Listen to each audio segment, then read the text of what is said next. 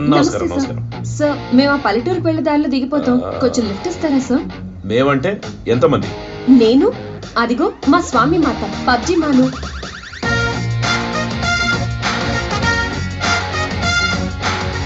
PUBG అమ్మా? అవును sir, మా కోసం సీక్రెట్ గా మినిస్టర్ సాంబశివరావు గారు వెయిటింగ్. అతను మీకోసం ఎందుకు వెయిట్ చేస్తాడు? తనకి సీఎం పోస్ట్ వస్తుందా రాదా అని పబ్జి మాని అడగడానికి.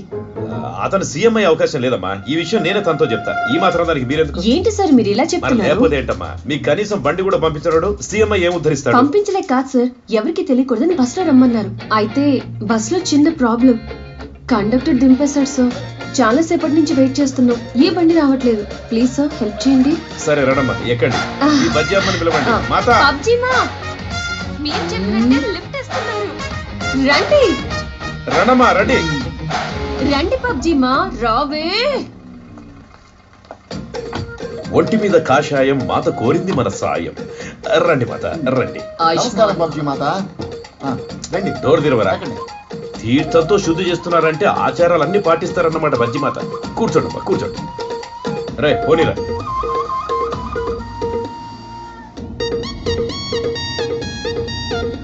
ఏమండే, ఏంటి ఇప్పుడు వచ్చిన దగ్గర నుంచి పడుకునే ఉందే?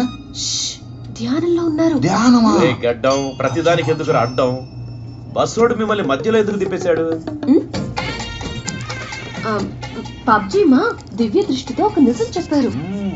మాతంత నిజమేం చెప్పారు? కండక్టర్ ని పట్టుకుని, ఏం బాబు నువ్వు ఆ డ్రైవర్ చెల్లెల్ని పెళ్లి చేసుకున్నావు కదా, మరి ఇంకెందుకు ఆ గిరిజ వెంట పడుతున్నావు అని చెప్పారు. అదా డ్రైవర్ విన్నాడు, ఇద్దరు గొడవ పడ్డారు, కండక్టర్ మమ్మల్ని కిందకి దించేశాడు. ఇంత లోతుగా ఆలోచిస్తారా ఈ మాత? కనపడని విషయాలు కూడా కనిపెట్టేలా ఉన్నారే. మనకి సోమశేఖర్ కున్న గొడవ ఏమవుతుందో ఈ పబ్జి అమ్మని అడుగుదామా? నువ్వు వాడిని కొట్టాలనుకునేలోగా వాడి నీ జీవితాన్ని మట్టిపాలు చేస్తా. బజ్జి మాత, ఏంటి సడన్ గా ఎలా చెప్పేశారు? కార్ కొంచెం ఆ పక్కన ఆపే. లేదు సార్, మంచి విషయం చెప్తారా, మధ్యలో దిగిపోతానంటారేంటి? రే నువ్వేంట్రా సడన్ గా మధ్యలో ఇలా ఆపేశావు? బజ్జిమా, ముఖ్యమైన విషయం చెప్పి అలా మౌనంగా వెళ్ళిపోతున్నారేంటి? అమ్మా, ఆ సోమశేఖర్ గారు నన్ను చాలా టార్చర్ పెడుతున్నాడు. వాడిని ఎదిరించే మార్గం ఏదైనా ఉంటే చెప్పండి. వాడి జీవితంలో ఏదో రోజు నా ముందు న్యూగా నిలబడాలి. న్యూ అంటే కొత్తగానా? అదేనమ్మా, అదే ఇదే లేకుండా. ఓ న్యూ. అవునమ్మా. బాబు కోరుకుంటున్నాడు, ఏం చేస్తాం? రే గడ్డం, మంత్రం మొదలు పెట్టేశారా?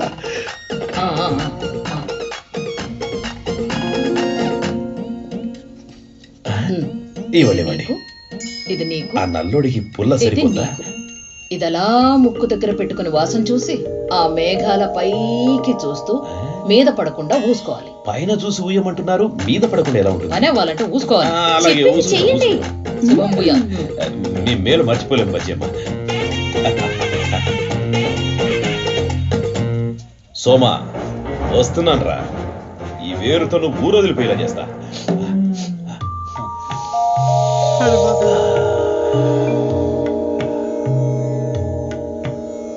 ఉమ్మండి, ఉమ్ము మీ మొహాల మీద పెట్టా పర్వాలేదు, కానీ పైకి చూస్తూనే ఊయండి అని చెప్పింది బజ్జమ్మ.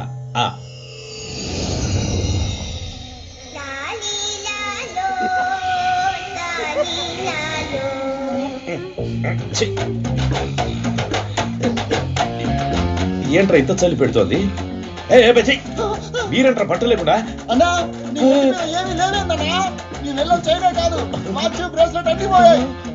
పబ్జి మాత మొత్తం మంది ఇచ్చి మాయం చేసింది. నోరుమేంట్రా, ముందు కారులోకి వెళ్ళి కూర్చుందాం. కార్ ఎక్కడరా? అన్న వాళ్ళ దగ్గర మనం మోసపోయామన్నా. ఆడవాళ్ళని లిఫ్ట్ ఇస్తే అడవిలో పడేశారు కదరా అన్న. ఇక్కడ మనకి లిఫ్ట్ కూడా దొరకదన్నా. అన్న ఈ విషయం మీ అక్కగారికి ఫోన్ చేసి చెప్తామన్నా. రై, వీళ్ళు కాబట్టి బట్టలే ఉడదీశారు, అక్క అయితే తోలు ఉడదీస్తుంది. ఇప్పుడు ఏం చేద్దాం?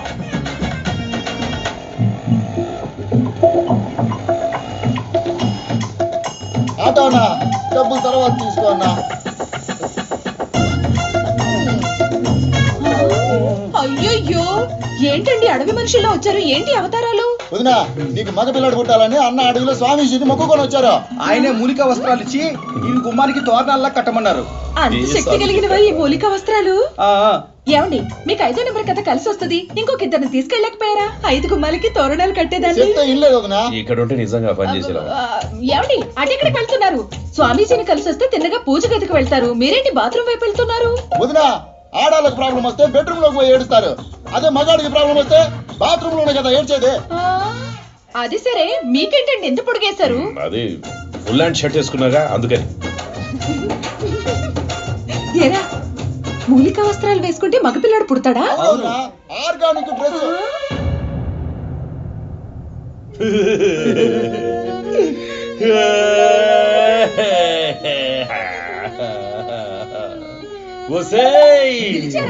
అయ్యో దీన్ని అనుకుందా, గట్టిగా ఏడవలేకపోతున్నానే. వాళ్ళు వదిలిపెట్టకూడదు.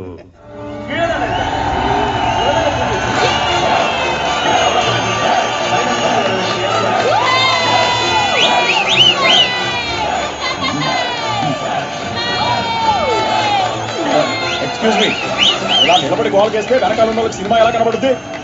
ఏయ్, మా గురువు గారి సినిమా ఓపెనింగ్ సీన్ కూర్చొని చూడమంటావా?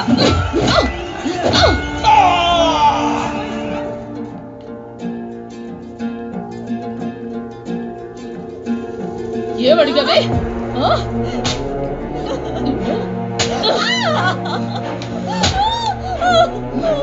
ఎంత ధైర్యమే నీకు? ఎవరైనా నిన్ను అడగమన్నారా? లేక నువ్వే అడిగావా? ఎవ్వరు అడగమనలేదు. ఇంకెప్పుడు అడగను. ఇంకెప్పుడు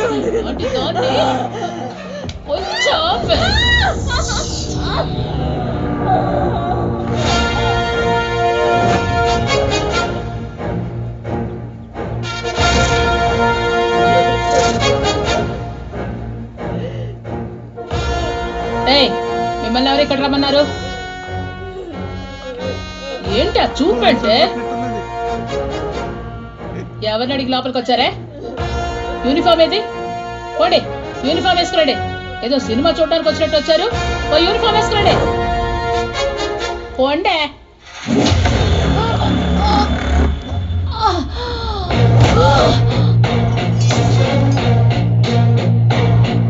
రండి.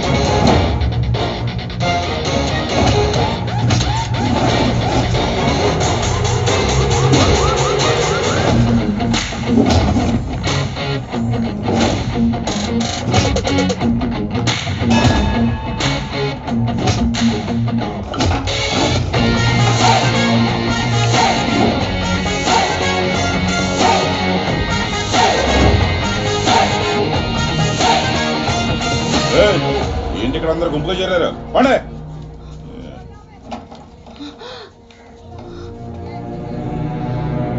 ఏం జరిగింది?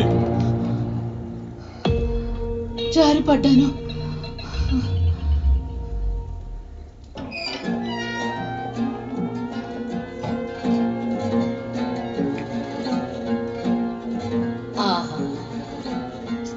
అలాగే కొంచెం వెతకలేరు. ఇది కూడా మనకు కొత్త అనుభవం కదా. ఫ్రీ బర్డ్స్ కదా, మనం ఎక్కడికైనా వెళ్ళిపోవచ్చు. మనం బయట పడలేని లొకేషన్ ఇది ఒక్కటే. వామ్మో, అయ్యా అడ్వకేటు, ఎక్కడున్నావయ్యా? తొందరగా రావయ్యా బాబు. అమ్మా, అయ్యో అమ్మా,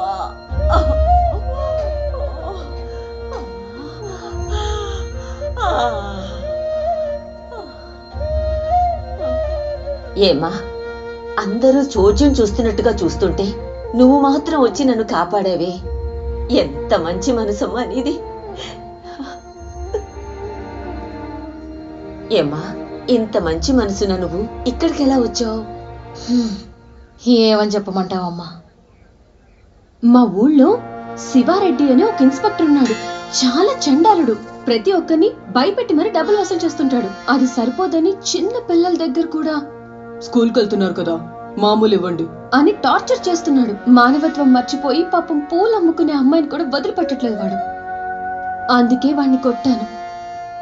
ఇప్పుడు జైలుకి వచ్చాను.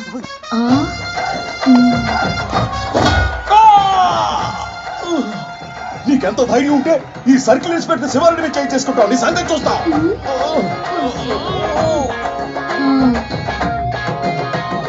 అది సర్లే గాని నువ్వేం చేసి జైలుకి వచ్చావు? నేను ఒక ఇడ్లీ కొట్టు పెట్టుకున్నానమ్మా. ఇడ్లీ కొట్టు పెట్టుకున్నందుకు లోపలేశారా? అది కాదమ్మా, పాత్రలు కడగడానికి మా ఇంటి పక్కన కాలువ దగ్గరికి వెళ్తుంటాను. నాకు అక్కడ ఒక రోజు ఒక పాత్ర దొరికింది.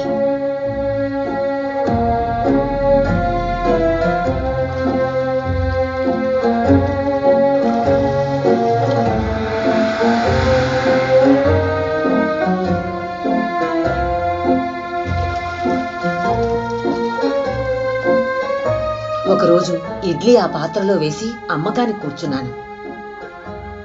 ఇడ్లీ అయిపోవడం లేదు. అయ్యో, అయితే మీకు ఇడ్లీ పెట్టడం కూడా తెలీదా? నా కొట్టు పక్కనున్న రైస్ మిల్లో పనిచేసే వాళ్ళందరూ కూడా నా దగ్గరికే వచ్చి ఇడ్లీ తింటారు. కాలువలో దొరికిన పాత్రలో ఇడ్లీలు వేసి అమ్ముతూ ఉంటే ఎంతకీ అవి అయిపోవటం లేదు, వస్తూనే ఉన్నాయి.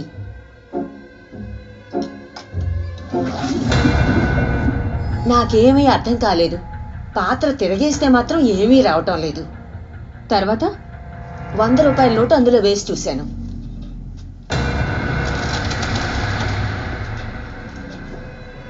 తీసే కొద్దీ డబ్బులు వస్తూనే ఉన్నాయి. నాకు అది చూస్తుంటే చాలా ఆశ్చర్యం అనిపించిందమ్మా.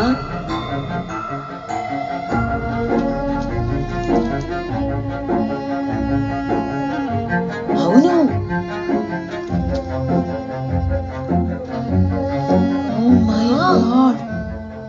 అవును, ఇప్పుడు ఆ పాత్ర ఎక్కడుంది? నా దగ్గర ఆ పాత్ర ఉందని తెలిసి ఎవరైనా కొట్టి పట్టుకుపోతారేమో అని భయపడి పక్కనున్న రైస్ మిల్లో ఎద్దును కట్టే చోట 3 అడుగుల గొయ్యి తవ్వి కప్పెట్టేశాను.